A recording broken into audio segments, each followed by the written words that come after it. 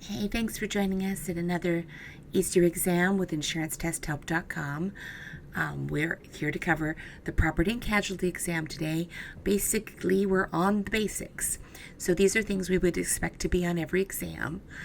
We had one girl from our office go to take the P&C this week, and she said she missed by 5, which is really unfortunate. A little bit more studying needed there. But realistically, if you missed by 5, she said it was just because she was missing what the difference between the different HOs were. If you missed by 5, you missed a lot more things than that because it's about more than 30 questions that you missed. So, realistically, get where you need to be and study, and the test, I promise, you'll just breeze right through. So here we go. Oh, what is insurance? It seems so easy. We all buy it, we all have it, but you need to be able to define it. So insurance is the transfer of risk to an insurance company by either an individual or business. You are spreading your risk of something happening to your vehicle or your home amongst many people. So you are paying a very small amount every month, say $200, to have a group of people pay for you to be insured if something bad were to happen. So by paying for insurance, you have transferred your risk to the insurance company in the event that you have a loss. Obviously, if you didn't have insurance, the cost of that loss would be completely your cost. Okay, the next thing you're going to need to know is the parts of an insurance contract. This is a little bit of contract law for any of you that like law. Agreement is the first part. This is the offer and the acceptance. One group makes an offer, usually the applicant when you are applying for insurance. So you are applying for insurance, and then one party accepts it. In the insurance industry, that is when an underwriter accepts and issues your policy. Not all insurance applications are accepted. Sometimes they are declined. So sometimes you think you have insurance because you got a binder, but realistically you still applied. So that can be still turned down by an underwriter. So think of that as you apply, that's the offer, and the acceptance is when the underwriter actually issues the policy. The next part of your insurance contract is consideration. This is the binding force of your contract. Consideration on the part of you, the insured, is the payment of the premium. So when you make that first payment after they quote you on your car insurance, that is your consideration. Consideration on the part of the insurance company is their promise to pay in the event of a loss. The next part of an insurance contract is competent parties. Everyone entering in the contract must be competent and capable of being able to enter into a contract. So this means you can't be underage, you have to be of legal age, you can't be under the influence of any drugs or alcohol at the time, and you have to be able to understand the contract. I promise there will be a question about competent parties, probably on every exam. The next part of an insurance contract is that it has to have legal purpose. So basically, it must be legal. You can't insure your illegal business or your criminal activity. So anything that you are insuring has to be legal. So that was all the parts of a contract. So now it's more about what the contracts actually are. All insurance contracts are contracts of adhesion, and all insurance contracts are aleatory. These will most likely be terms that will be on your exam. A contract of adhesion is prepared by one party and either accepted or rejected by the other. So basically, your insurance company gives you a quote for your car insurance. You can take it or you can leave it, but you can't negotiate it into something that, oh, I don't want to pay $500 a month. I want to pay $425. It's take it or leave it. Aleatory is an unequal exchange of value. Even though your car insurance premium may seem high, it is a very small amount in comparison to what the insurance company would have to pay if you had a loss. So for example, if you injured someone catastrophically and they had to pay $500,000, that's an incredible amount more money than the $500 a month that you might be paying for your car insurance. So that is what aleatory means, an unequal exchange of values. The next thing that is unique, well, it's not unique, a lot of contracts are like this, but the next thing about insurance contracts is that they're unilateral. Only one party is bound to do anything. The insurance company is legally bound by the contract they made with you, and they must pay losses if they occur.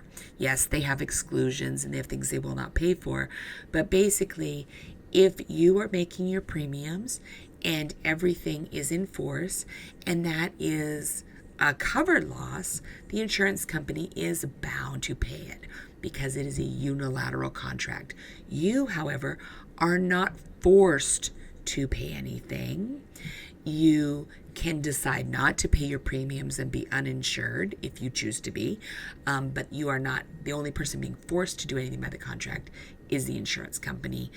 That's what makes it a unilateral contract. The next part, and this is the part that sometimes stings a little bit, is that all insurance contracts are conditional. Certain contracts must be met for each party to fulfill their obligation of the contract. For you, the insured person, this is continuing to make payments. If you stop making your payments, they cancel your insurance for non-payment. If you have a loss, you are also required to provide proof of that loss. You can't just say, oh, someone stole something from my house and give me this much money. You actually have to prove that you had a loss. So that is why insurance contracts have extremely large conditions. Sections about laying out all the conditions. My dad recently moved into an apartment and got new insurance in his apartment, and his insurance contract was 42 pages. A lot of those pages were conditions. And some of those conditions are really simple, like you have to maintain your driver's license in order to have car insurance, or you have to keep your home in a safe condition. It can't be a hoarder's house with dangerous things laying about the yard that could injure people. The next part of an insurance contract is all insurance contracts are kind of covered. These are all things that pertain to them, not necessarily as parts of them. So all things in insurance but use the concept of utmost good faith. So this implies that you will not be concealing or trying to attempt fraud or misrepresenting. So you are not saying your car is in perfect condition, but really the whole passenger side is all smashed up. So the utmost good faith says that you're being truthful in your application, and the insurance company is being truthful in their description of the policy. They're not hiding anything from you. Representations are statements that you believe to be true, but they are not guaranteed to be true. Like when a life insurance policy, when you say you're in good health, you believe you are, but you don't necessarily know if there's some underlying thing that you don't even know about, right? So the other part is warranties. These are things that are absolutely true. If these turn out to not be true, it can void your contract. Like you have a driver's license. If you turn out to not have one, that could void your insurance. Concealment is an act of you intentionally withholding information that would be material in making a decision. So when someone asks you if you've had any tickets or accidents in the last 3 years, yes, the insurance company is going to run your record, but if you don't disclose something and it's not there, and they find out that you had a suspended license or you had a DUI, you knew you did, that's concealment, and most of the time those things do void your insurance. A binder. This is a temporary agreement that goes in force when you get an insurance policy. You will get one every time you get new car insurance from a company. They will give you a insurance. They'll say, here's your cards and binder, and you just don't even think anything of it. But that is a insurance policy that lasts for 60 days until your application is approved by the underwriter, or sometimes declined. And if it is declined, your insurance ends on the expiration of that binder. So for example, If you have a homeowner's insurance, you got 60 days where you've made a payment and your application has gone into the underwriter. If they find that your roof is in extremely bad condition or your house has all kinds of debris in the yard, they can decline your policy, and then your policy would expire on the expiration date of that binder because you would not actually get an insurance policy. That would be the end of your insurance. The law of large numbers. I will almost guarantee this will be on most exams. The law of large numbers says that the larger the pool of people with similar exposures, the easier it is to make an accurate prediction of those losses. So, for example, if you have an incredible amount of people that live on the coast of Florida, say, you can tell from having that number of insured people how many people will sustain catastrophic hurricane damage. Or if you have a lot of homes that you insure, say in the state of Texas, you would know that how many of those would be badly damaged from the hails that come every spring. The law of large numbers says that you are able to know that because you have more data, so you can make more accurate predictions. That's why in certain areas they will not insure certain homes, and also why in certain areas they will not insure you without a certain deductible, because the law of large numbers has allowed them to make the prediction on what the probability of you having a loss would be. Insurable interest is one of those basic insurance things that you're probably going to find. This is that if you, this is your interest in the property. So if you're an owner of the car, or you're an owner of the home, or you rent an apartment and you're a renter, you have an insurable interest in the contents of your home. So basically, you would suffer financially if the insured property was damaged or if there was a loss. The insurable interest must occur at the time of loss. It doesn't necessarily need to occur when you get the policy, but it has to exist at the time of the loss. So if you owned a home and you no longer lived there, you had gone into foreclosure, and the bank had repossessed it, you essentially no longer have an insurable interest in it. The bank would have the entire insurable interest because they actually own it now. There are two federal acts that probably will be on your exam. One is the Fair Credit Reporting Act. This affects most insurance companies because most insurance companies run your credit.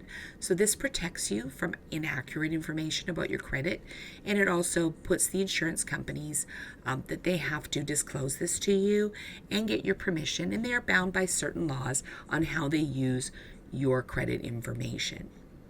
The next one is the Graham-Leach-Bliley Act. I can never say that. This is a privacy protection act that basically they can't just share all your personal information with just any old one for selling it around however they want to. So it requires disclosure to you on how your information will be used, your private information, and it also gives you an opt-out option for it not to be used. So that's it for our part 1 basics. Hope you liked it. Please like and share. If you have any questions, you can put them in the comments. We'd love to hear from you. And be sure to check out our other videos, including the other parts of the PNC exam basics that will help you. And we wish you the very best of luck on your exam. Good luck. Bye.